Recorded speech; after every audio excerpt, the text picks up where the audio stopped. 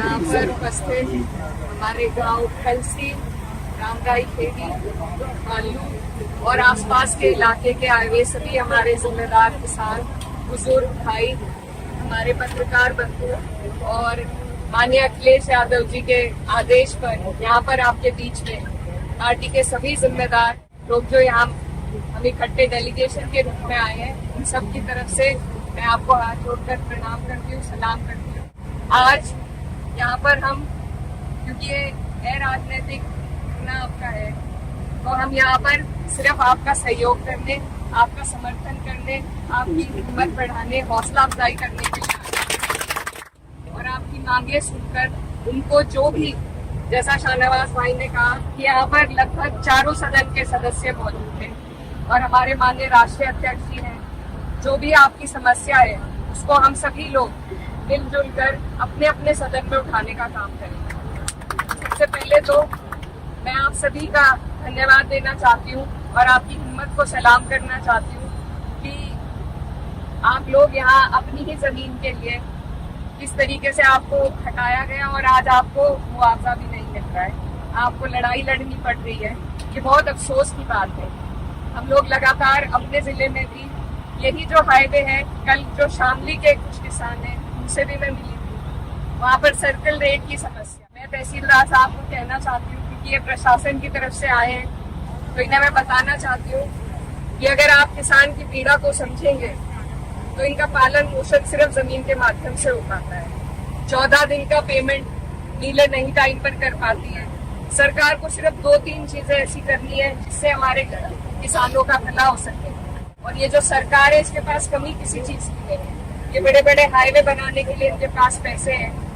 जो उद्योगपति है उनके 60-60 लाख करोड़ इनका कर्जा माफ करने के लिए इनके पास पैसे हैं, लेकिन आपके लिए ये सरकार कुछ करना नहीं चाहती है। तो ये इनकी नीयत में दोष है और इसको हमें समझना जरूरी है। वैसे तो मैं आप सबको भी धन्यवाद देना चाहती हूँ कि सहारनपुर मंडल में आपने इस सरकार को हराने का काम किया, इसके लिए आप सबका धन्यवाद। और अब जरूरत यही है, ये वैसे राजनीतिक करना है, लेकिन राजनीति हर जगह आ जाती है, इसलिए राजनीति को समझना भी बेहद जरूरी है। क्योंकि विचारधारा जो जिस पार्टी की है, ये जो हमारे ऊपर काबिज है पार्टी, ये कभी भी किसान हित की बात नहीं करती। हमेशा हमें आपस में उलझाकर इन्होंने सत्ता कब्जाई है। आज हमने इन्हें अपने मंडल से दूर किया है। अब यही कोशिश है कि जो कसर रह गई है उसे हमें आगे हटाना पड़ेगा, तभी हमारा और आपका भला हो पाएगा। तो मेरी आप सबसे भी ये मेरा अनुरोध है कि आप लोग इस धरने को, भारतीय किसान यूनियन का यहाँ पर जो सक्रिय ये धरना चल रहा है, हमारे जिले में बहुत सक्रिय है भारतीय किसान यूनियन, और आज मुझे बहुत खुशी हुई क्योंकि मेरे पिताजी शामली जिले में पहले ब्लॉक अध्यक्ष थे भारतीय किसान यूनियन के। तो हमारा सहयोग हमेशा आपके साथ है। हम सब किसान के घरों से आते हैं, आपकी पीड़ा को समझते हैं, और अगर किसान को, जैसा तहसीलदार बता रहे हैं कि आपको जमीन के बदले जमीन देने का जो इनका उपाय है, मुझे नहीं लगता ये लॉजिकल है। क्योंकि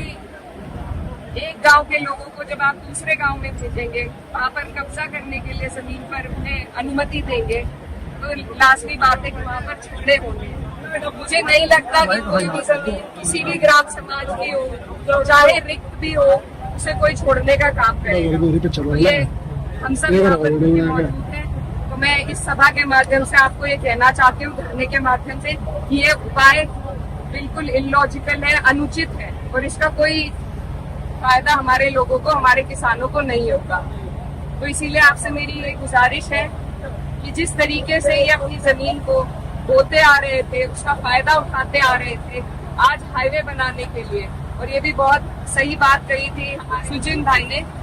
ये जो हाईवे बनाए जा रहे हैं इसमें किसानों का फायदा कम और उद्योगपतियों का फायदा ज्यादा है। और एक जो दूसरा पॉइंट इस हमारी सूची में था, वो ये था कि इसमें सर्विस रोड बनाया जाए ताकि थोड़ा बहुत लाभ हमारे किसान इन रोडों का उठा पाए, ये जो हाईवे आप निकाल रहे हैं इनका उठा पाए। तो एक तो सर्विस रोड की जो हमारी समस्या है वो बहुत जरूरी है, उसको भी आप लोग संज्ञान में ले, और दूसरा जो किसानों का सही मुआवजा है उसको देने का आप लोग काम करें, क्योंकि सिर्फ किसान ऐसा हमारे देश में है, जो इस देश की रीढ़ की हड्डी है, जिसको यहाँ पर पालन पोषण के लिए सिर्फ जमीन का उनका माध्यम होता है, वो आज आप लोग इनसे छीन रहे हैं। तो ये आपका फर्ज बनता है, इंसानियत के नाते कह लीजिए, इस देश के हित के नाते कह लीजिए कि आप इनकी पीड़ा को समझें, इनकी मुसीबत को समझें और इनके लिए अपनी रिपोर्ट में इनका पक्ष रखकर आप अपने अधिकारियों से इनके लिए बात करें। और आप सबके बीच में, क्योंकि मैं खुद एक किसान की बेटी हूँ और यहाँ पर सभी लोग किसान परिवार से आते हैं, तो मैं आपको आश्वासन देना चाहती हूँ कि आपकी ये जो समस्या है, इसको हम संसद में, लोकसभा में भी, राज्यसभा में भी, विधानसभा में भी, विधान परिषद में भी, हर जगह उठाने का काम करेंगे और आपकी लड़ाई में आप अकेले नहीं हैं। हमारी पार्टी, हमारे माननीय राष्ट्रीय अध्यक्ष जी और आपके जिले के जितने भी जिम्मेदार लोग यहाँ पर मौजूद हैं, वो तन मन धन से आपके साथ हैं। जितना लंबा आप ये धरना चलाना चाहेंगे, जितनी आपको हमारी इसमें उपलब्धि चाहिए, कि हम सब आपके लिए तैयार हैं और आपकी इस पीड़ा में आपके साथ हैं। आपकी आवाज उठाने का काम, मैंने पहले भी कहा है कि जब जब संसद में कैराना का नाम उठे तो मैं चाहती हूँ कि साथ साथ किसानों की समस्या का भी वहाँ पर मुद्दा उठे। तो इसके लिए आपने मुझे चुना है और मैं यकीन दिलाना चाहती हूँ कि आपकी इस समस्या को हम जरूर उठाने का काम करेंगे।